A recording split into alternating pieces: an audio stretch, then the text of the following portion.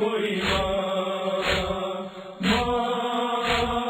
ہوگی نہ زینب سی کوئی ماں. روئے بھی کہتے بچوں کو اپنے، روتی رہی لاشیں برادر سے لپٹ کر. ماں ہوگی نہ زینب سی کوئی ماں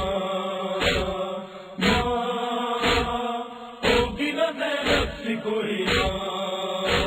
جب گھر سے چلی زینب کہتی تھی یہ رو کر، اے میرے اخی تم پر قربان ہے خواہر. جب وقت برا آیا اے جان پیمبر، کہتی ہے یہ ماں برسر میدان، آن محمد کو فدا کر دوں گی تجھ پر. ماں ہوگی نہ زینب سی کوئی ماں.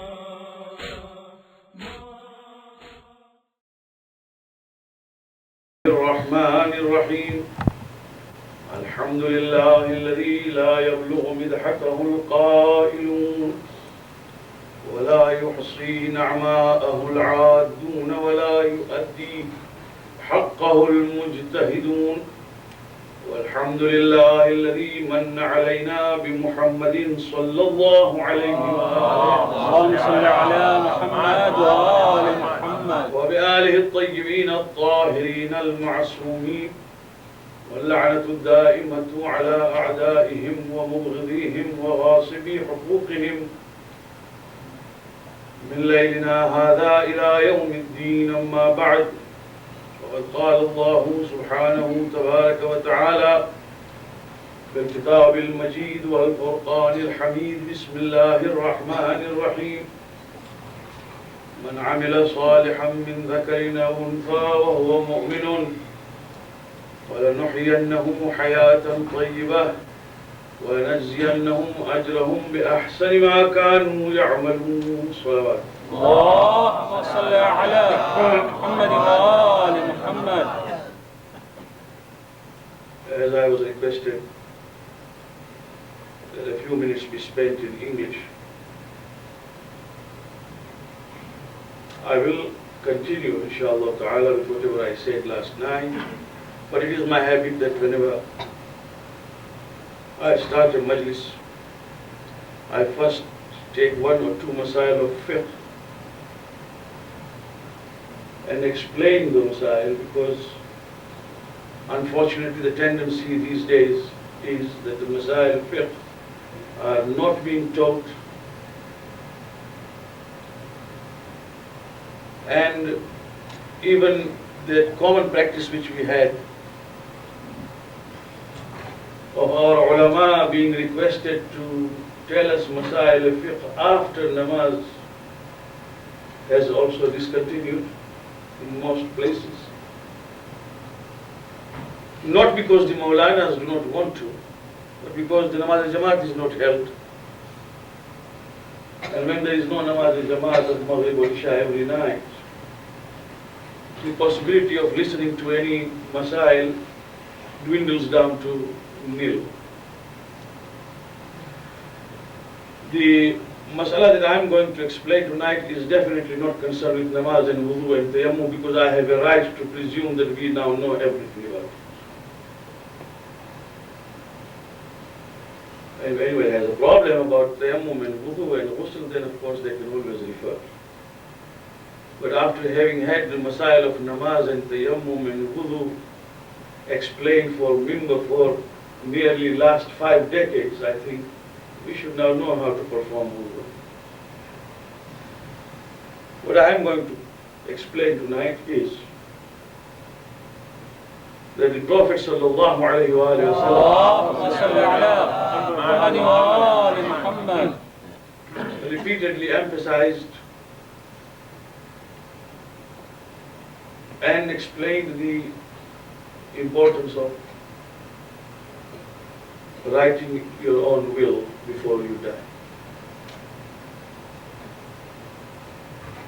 Make a will while you are alive, and don't be afraid that you will die soon if you have a will. Because many people hesitate writing a will thinking that this will hasten death and bring it closer. It will not bring closer. Death will come on the appointed hour. It can be now, it can be tomorrow, it can be any time. It can be with or without the will. The Prophet said, keep your will under your pillow. Let it be known to your near ones that you have made a will. So it is mustahab to make a will.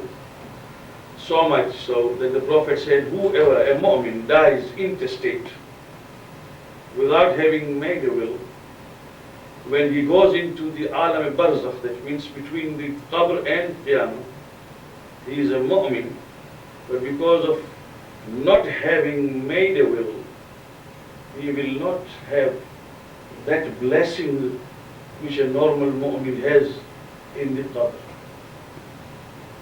He doesn't have adab, but doesn't have that thawab, because he has died intestate. So now when you make a will, what do?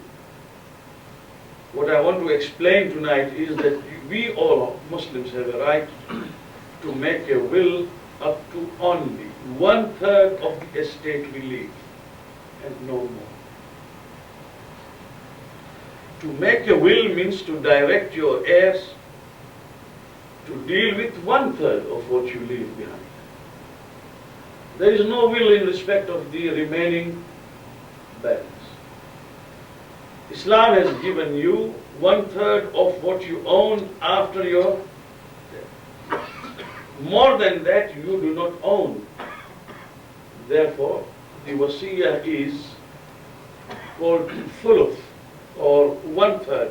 If you are leaving behind $100,000, your will be up to the extent of 33,000 and some odd dollars.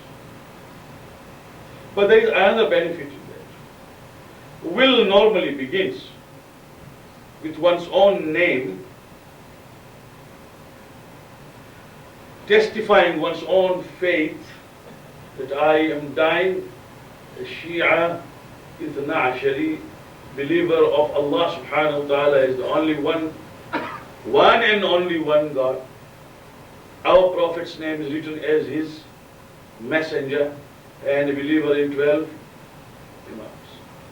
And also a believer in the day of judgment. And then you write, these are the following people I leave behind as my heirs: my wife, my children, father, mother, if they are alive. Not going into the details of categories which Islam has fixed of those who will inherit, I am taking only the first category. Wife inherits not by nasab, but by sabab. Wife does not inherit because of consanguinity. Wife inherits because of affinity. In Islam, wife is your heir by sabab. You married her, therefore her share is there. Your children will inherit you by nasab, because of consanguinity, common descent and blood. The same thing applies to husband. When a wife dies, the husband will inherit her by affinity. The children will inherit her by consanguinity and blood. Parents, if they are alive, they are in the first category. Father, mother, upward, grandfather, grandmother. After having written that, write if you have any qada, namaz, roza upon you, or hajj, wajib, which you have not performed. You will write that I have got so many namaz and qada, roza and all that. I instruct that before my estate is divided, from my wealth that I leave behind, these be performed. How many years, if one remembers, does not remember, gives a safe estimate. And if there is any qard, including homes, that means if he owes someone, not a single penny from the estate can be distributed before the debts have been paid, including homes, if there is any. After that, he can will up to 1/3 only. Now that 1/3, he has a right to settle on anyone he likes, not necessarily his children, not necessarily his relative. He can give it away to any charity he likes. He can give it away to any person he likes. He can give away to any one particular child he loves most or he thinks deserves most, for whatever reason. There is no dispute in that. 1/3. After that, whatever is the residue devolves on the heirs according to Sharia of Islam. There is no will there. No one can say, I want to give my daughter more than my son or my son more than my daughter in the remaining 2/3. There can be no other. The will which is not made based on Islamic law in Islam is an invalid will. And it is not wajib to act according to that. In fact, we will do much blessing and service to the deceased if we correct his fate, his estate, his will, even after his death, and act according to Islam. Those who deprive their daughters are committing gunah kabira, because you can't deprive, even your son cannot be deprived. The only son or daughter who can be deprived is the one who has murdered the father or the mother. If he is, na'uzubillah, guilty of having killed and murdered. But otherwise you can't. No one can be excluded to say that, nor can we write that I have given so and so much in my life that he now does not need to inherit. You may have settled thousands and thousands on your son or daughter. After your death, what you leave behind, he will still inherit. So there is no exclusion whatsoever in the 2/3. In that 1/3 you will. So the will is only for 1/3. And that 1/3 itself is also a blessing, because many a people can come and settle certain charities in that 1/3 which will inshallah remain as baqiyatus salihat even after the death. There are certain acts of thawab which continue thawab even after we die. Inna nahnu nuhyi al-mawta wa naktubu ma qaddamu wa atharahum wa kulla shay'in ahsaynahu fi imamin mubin. We are the ones who give life to those who have died. We reanimate those who are dead. And we write all that you leave behind and all that you send in advance. So what you leave behind is not anything else but kare thawab jari. You have built a mosque, you have built an imambara, you have contributed to it, you have started a madrasa, you have educated your son in deen.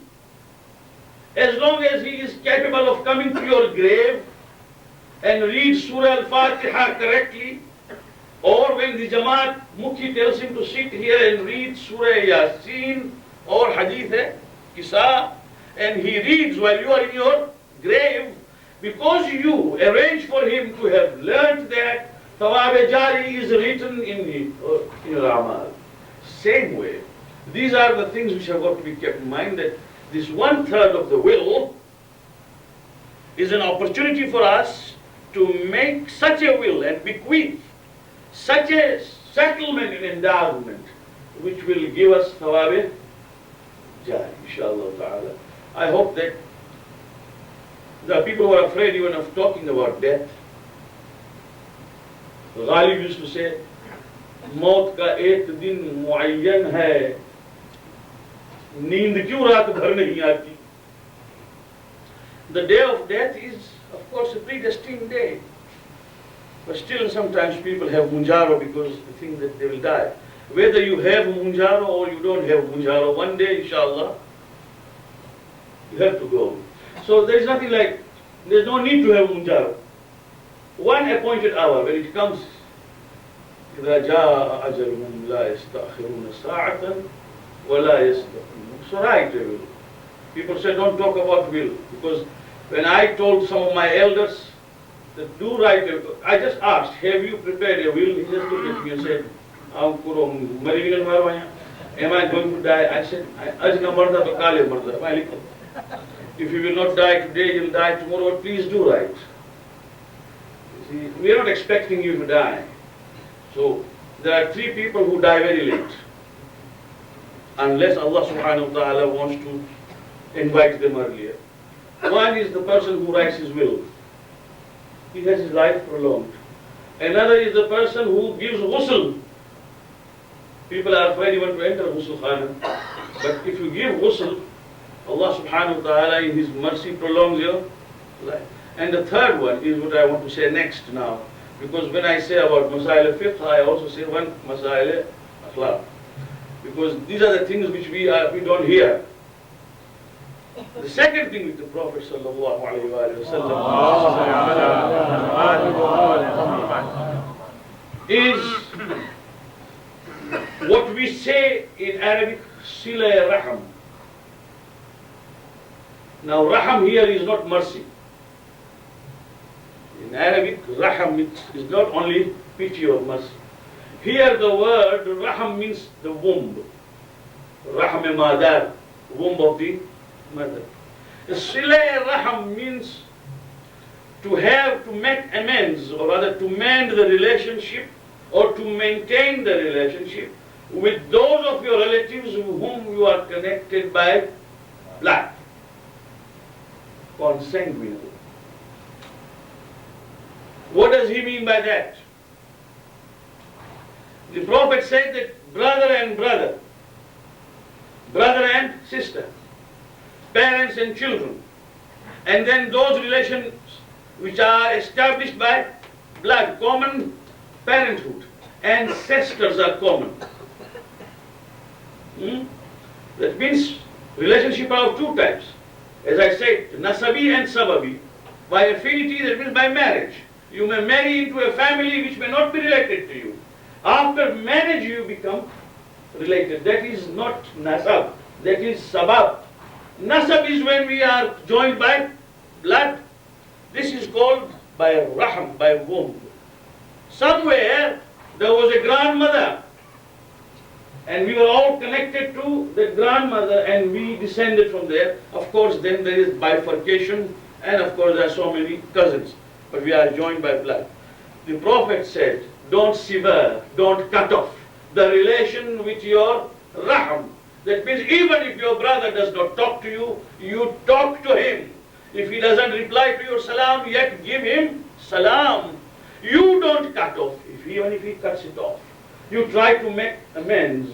And the Prophet said, when a person does sila raham, even against all the odds and insult, his life is prolonged. And he who does qat'a raham, that means severs the relation, then his life is shortened, the Prophet said.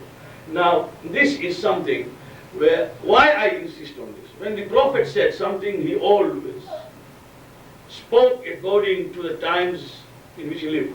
نحن معاشر الأنبياء أمرنا أن نكلم الناس على قدر عقولهم. We the prophets, the Prophet said, we the prophets have been instructed by Allah subhanahu wa ta'ala to talk to the people according to their understanding. نحن معاشر الأنبياء أمرنا أن نكلم الناس على قدر عقولهم. We talk to them according to the understanding. So when he said this is mustahab and this is wajib, this is mu'akkad, this means emphasized, this is makruh, means unworthy, this is haram, abominable and forbidden. There was a meaning behind it. Of course the people then would not have been able to understand. But it's the fact which he said, repeated, it has been proved, where in a family, the family joined by blood is rendered asunder, separated. When the brother, na'udhu billah, does not speak to a brother. When the sister dies and the brother does not even want to attend the funeral. You see, when the parents have been discarded or the children have been ignored, where all those things happen, no barakah can ever be expected. Then no taweez of any Maulana will help in a situation where there is a qat'a raham. Nothing can help. To do sila raham means to maintain it, and when the opposite party severs it, you advance yourself to say, say Salaam Alaikum. What will happen? He will say Alaikum Salam and turn away his face. It's okay. He might, you extend your musafaha, he may not even receive it. Don't worry about it. But in your mind, bear witness. Allah subhanahu wa ta'ala is one to testify on your behalf that you have not cut off. But when you have not cut off, you have maintained Sila Rahim. After having said this, I have come on to my subject automatically. Man amila salihan min dhakarin aw untha. Whoever does good, acts good, be he male or female. Wa huwa mu'minun. On a condition that he has that faith and iman. فَلَنُحْيَنَّهُ حَيَاةً طَيِّبَةً. We shall definitely bless him with a pure life. A person who does. Well, today I am going to discuss Amal Salih.